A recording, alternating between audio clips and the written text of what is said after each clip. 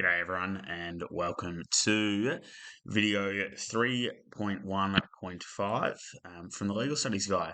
Today we're going to talk about the principles of justice.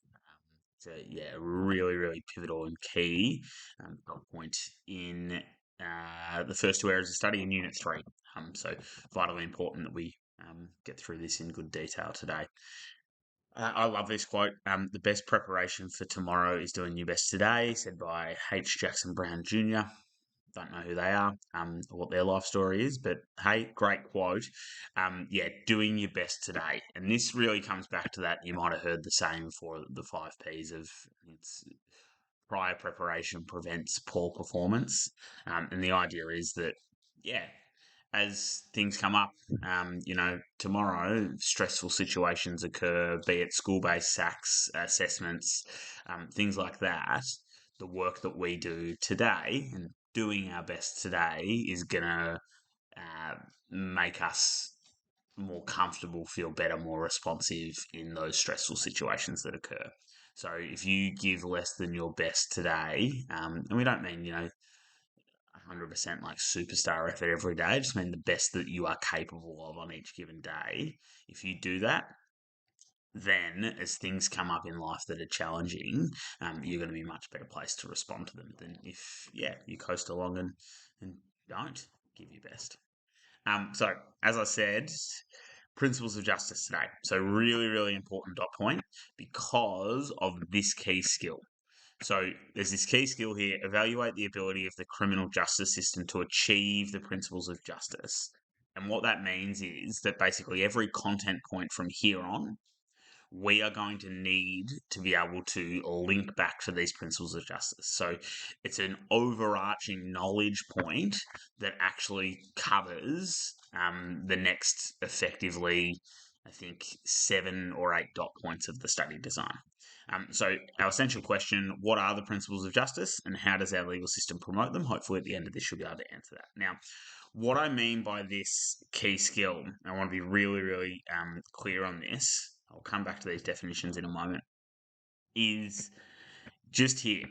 So again, evaluate. So to evaluate something, we'll talk about that a little bit later on, but to evaluate something means to effectively pull it apart, consider its strengths and its weaknesses, its goods and its bads, its doesn't and its doesn't, and then come to and it's inherent in the word evaluate, come to a value judgment. So how much value does this concept have? So how good is it?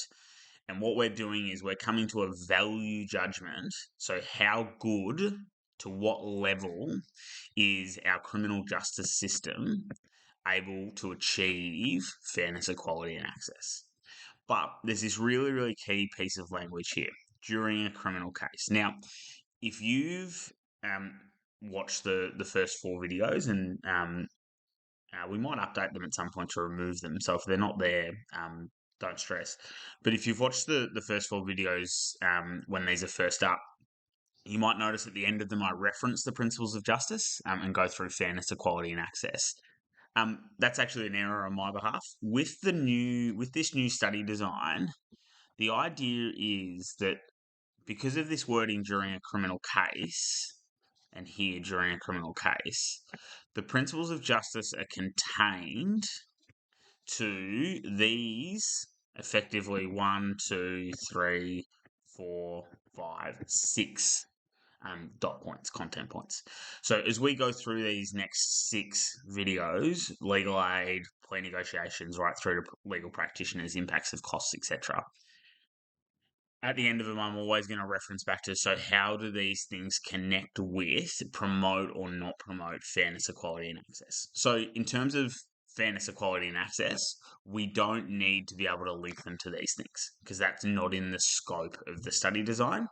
So we can disregard that, and we don't need to link them to sentencing when we get there. The idea is that we are connecting fairness, equality, and access to just these things here during a criminal case. So really important to understand the scope of the study design and what we need to do. So just pop back a sec. What are the principles of justice?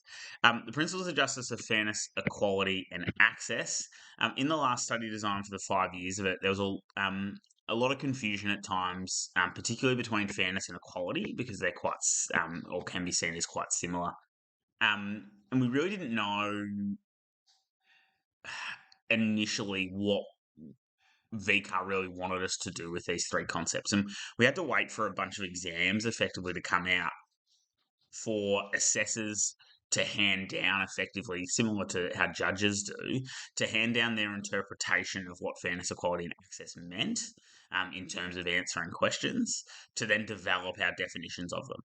They've fixed that up in this study design, and they've actually given us three really, really clear definitions. Like, these definitions are straight out of the study design. So these definitions are from the study design, which means if a question comes up on fairness, equality, and access on the exam, these are the words that you have to use. Not the words that you should use, and not the words that are nice to use. These are the words that you have to use, because this is what the study design tells us fairness, equality, and access are. So I'm going to go through each of them in more depth, so I won't dwell on them here, but we're going to look for keywords. Like, for fairness, it's about participation, it's about impartiality, and it's about openness. For equality, it's about being treated the same. Okay.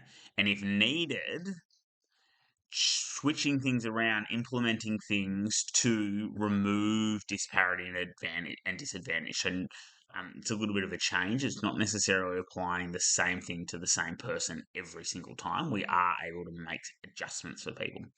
And then access is all about engagement, and engagement in an informed way. So we'll unpack what each of these mean in a bit more detail. So let's start with fairness. So, as I said, key words from this definition: participate. So fairness is about participation. So you'll see there's quite a strong connection with access there. Access, the key word, is engage.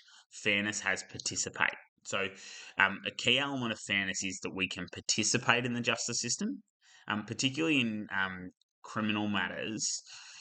You don't really, you have a choice a lot of the time if you commit a crime, perhaps, but we know there are certain factors that, impact on that. But effectively, as an accused person, you don't really get to choose if you're going to participate.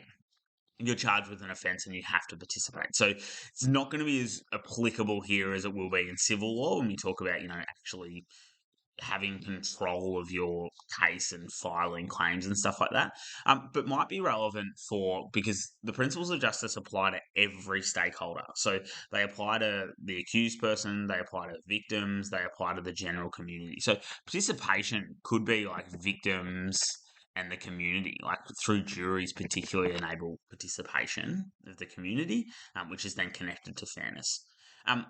But it's not just straight up participation. It's participation in a way that is impartial and open. So these are our three key words out of the definition of fairness.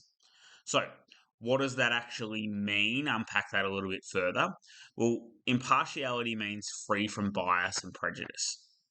And what that means really clearly, this is the absolute hammer point to drive home, is that in criminal law, which we're focused on here, it's the same in civil law too, but we're focused on criminal law here. Decisions in cases should be made based on evidence and facts, not other factors, such as personal characteristics, cultural differences, financial status, like the ability, if you can't afford a lawyer, for example, how that impacts how you're perceived by perhaps a jury, if it's an indictable offence. Decisions should be made based on evidence and facts, not bias, prejudice. Okay? What that ultimately means is that, and this is a really good word to actually use, is that we just get the right decision. The right decision, like the correct outcome, the right decision based on evidence and facts is the fair decision. And that's vitally important that you understand. The right decision is the fair decision. And sometimes fairness just comes back to making sure that the justice system gets things right, as opposed to getting them wrong because of factors such as bias and prejudice. and lack of inability to participate in a comprehensive way, perhaps due to financial status. Equality, okay, is much not much more, but is all about, your key terminology here is the same. So all people engaging with the justice system should be treated in the same way. And if that creates any disparity and disadvantage, we should implement adequate measures to fix that. So that means adjustments can be made when necessary if the same treatment is going to create disadvantage. Now, there's not a lot that we'll go through in the study design in the scope of what we learn that really focuses on people being treated differently. It's more things outside our scope, outside the scope of the study design. Use of the children's court. So young offenders have changes made to the way that their processes work compared to adult offenders. Because if we did it all in the same way, that would create disparity and disadvantage. The use of a Curie court as a sentencing court for Curie offenders who plead guilty, absolutely treating people in a different way, because we know the same treatment is creating disparity and disadvantage. And these things are outside the scope of the study design. We don't really need to learn about them. We might cover them a little bit in 3.1.11. But that's just an example of making adjustments to actually ensure equality, as opposed to equality just being a blanket treat everyone the same way. But a lot of the stuff we're going to cover in relation to equality is effectively same processes in similar disputes, or same processes in same disputes. So, for example, indictable offences, same process for each of them. Summary offences, same process for each of them. Each accused person who's charged with a similar crime should be treated in the same way. So constantly using that term, the same, similar, the same, similar. We can look at equality from the lens of two different cases. So this case and this case are similar, so the same thing happens in both of them. But we can also look at equality just within an individual case. So within an individual criminal dispute, how do we ensure that both parties are on an equal footing? And obviously I should reference, looking at two different cases, we're talking about not just parties, not just accused person, but victims, the general community, etc., and how they're treated. So one thing to consider as well. But we're also looking within an individual criminal dispute. So how is there equality within the one dispute? And that's really focusing on the idea of the parties, trying to make sure the parties are on the same footing. Rules of evidence and procedure are trying to ensure that, because they apply to both parties equally.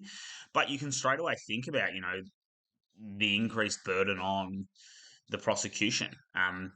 But at the same time, the prosecution having more resources, government lawyers, as opposed to an individual who has to arrange their own, or might have to seek support through legal aid community legal centres. The accused's right to silence doesn't have to present evidence if they don't want to, doesn't have to take the witness stand, doesn't have to rebut. How is that in comparison to a victim who is going to have to give evidence if a person pleads not guilty? So starting to think about how there might not be equality in individual disputes, but also how we can promote equality within individual disputes through things like legal representation, etc. And then finally, access. Access is really highlighted by this keyword engage. So your ability to engage with the justice system, and engage with the justice system on an informed basis. So have understanding of what is happening in your trial. Now, when we get to civil law, access is going to have a really big component of being able to, in a way, physically access dispute resolution. How can you file claims? What barriers stop you filing claims? Effectively, you're in charge of your own case. What can stop you getting justice? Not as big of a deal in criminal law and the stuff that we're going to cover, because again, you don't really have a choice. You're charged with a crime, so you are forced to participate. So we're going to focus on then you participating in a way that is informed. you actually being able to engage. And that's all about the removal of barriers. So when we talk about access, we're going to try and talk about the removal of barriers. If we remove certain barriers, we promote engagement. If those barriers stay there or those barriers get bigger, we don't have access. So really, really think about what barriers people might face in trying to engage with the justice system. Huge one is money and costs. Yeah, and we'll keep coming back to that, and we cover that in 3.1.11. But also things like increasing delays, and particularly we're still trying to work through a backlog from COVID. That's a barrier that impacts the ability of people to engage. Cultural barriers, general lack of understanding. The legal system is complex. You guys are learning that right now, how complex it is. So the need for legal representation really comes into that. And we know, and there is a link here, a pretty strong link in terms of the engagement and informed basis. There is a really strong link back to fairness. The idea if we don't stop these barriers and you stay, let's say access is over here, and this barrier here stops you from getting access in an engaged way, you're also likely to then get an outcome that is unfair. So the idea of lack of access is really closely linked to lack of fairness, because if you can't navigate the justice system in an informed way, you're probably going to potentially get an unjust outcome. You might get lack of justice for a victim perhaps on the other side as well. So really, really important to understand the linking between those two concepts, but not being confused about them, explaining how lack of access leads to lack of fairness, as opposed to just confusing them and lumping them together. So really key thing that comes up in every examination report and every question on the principles of justice is how we explain the linking of concepts to the principles of justice. So one of the common issues we get on exams, and you'll read examination reports and see this, is a lot of kids will say, hey, something is fair because it promotes fairness, and this thing happens, which means it's fair. And it's not access because this thing happens, which means there's no access, and that means a person doesn't have access. So really, really circular language, the idea of not using other terms or language to explain what fairness, equality, and access means. So it's really, really important that if we're talking about fairness and we're explaining whether something is fair or not, that you are explaining how it removes bias and prejudice.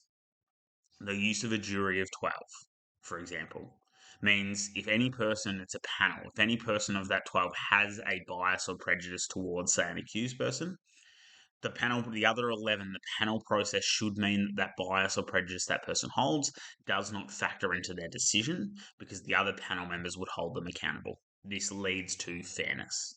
So explaining the removal of bias and prejudice. Judges trained to put aside any bias and prejudice they have, therefore leading to fairness. Or ultimately, how does it lead to a just or a right outcome?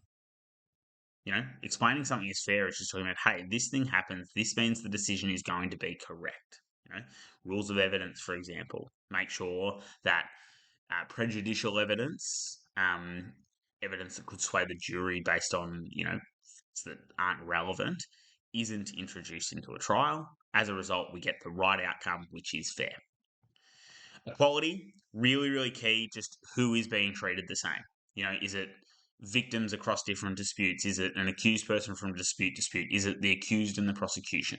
Really highlighting, hey, this is equality because, equality is a comparative, inherently comparative thing. If we're saying something is equal, it has to be equal to something.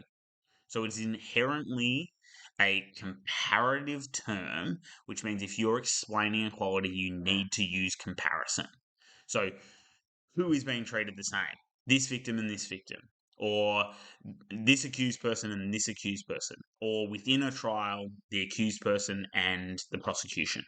Who is being treated the same, or on the other side, who is not on the same footing? And then with access, again, it's all about that participation, but participation in an engagement, but engagement in an informed way. So how does something build our understanding, which therefore builds our access? And how does it reduce costs or delays? So some straight up ones just really quickly. that work on this. Impartial role of the judge, very strongly linked to fairness because it's about impartiality. Legal representation enable you to present your case. If you present your case in the best possible way, and the prosecution does too, it means the decision is going to be the right or just outcome because both parties did their best. And appeals. If you think there is an unjust outcome, you have the ability to get that reviewed by a higher court to promote or fix fairness. Equality, use of jury in all indictable offences. Each indictable offence, same processes, therefore equality. Rules of evidence and procedure within an offence apply to both parties the same, or from offence to offence apply to each accused person the same. And access legal representation helps you understand what's going on, therefore you can engage in an informed way. That's access. A court hierarchy, particularly the idea of, we don't really talk about administrative convenience for criminal law, but even specialisation enables cases to be dealt with in a way that is through courts that have expertise. That expertise is going to lead to fairer outcomes, so that comes into here as well, but it also should mean they can be dealt with more efficiently, promoting access. And then getting appeals. Appeals is probably the only one in really the criminal justice system where you have that control. Say you have lost your case, you can choose to appeal. You have that avenue open to you, which is therefore access. So it allows you to engage further into the justice system. That should say during a criminal case. So again, this will be in the next 6 videos. This table just talks through, hey, how are the principles of justice achieved through those different content points as we go through them. But yeah, just those same things in there that I've just talked about. And really, this will come up really big in 3.1.11, but really harping on the idea that one of the biggest barriers that impact on all 3 principles of justice is costs. If you can't afford a lawyer, you're not on the same footing. If you can't afford a lawyer, you can't present your best case, get a wrong outcome, unfair. If you can't afford a lawyer, you might not be able to be engaged in an informed way you might not understand. So costs are really, really important as a thing to understand as an issue in our justice system. In conclusion, can you or do you now know what can you define the principles of justice? And hopefully you can talk a little bit about how our legal system promotes them, and particularly focusing on that key descriptive language for them. So not being circular. So fairness is about impartiality, getting the right outcome, participation. Equality, the same, and particularly who, comparative. And access, engage in an informed way. So understanding. Hopefully this really helps you hone in on what they are, and then the next 6 content points are a little bit easier because, yeah, we've got a really strong understanding of principles of justice to start. As always, feel free to leave any feedback in the comments, but happy studying.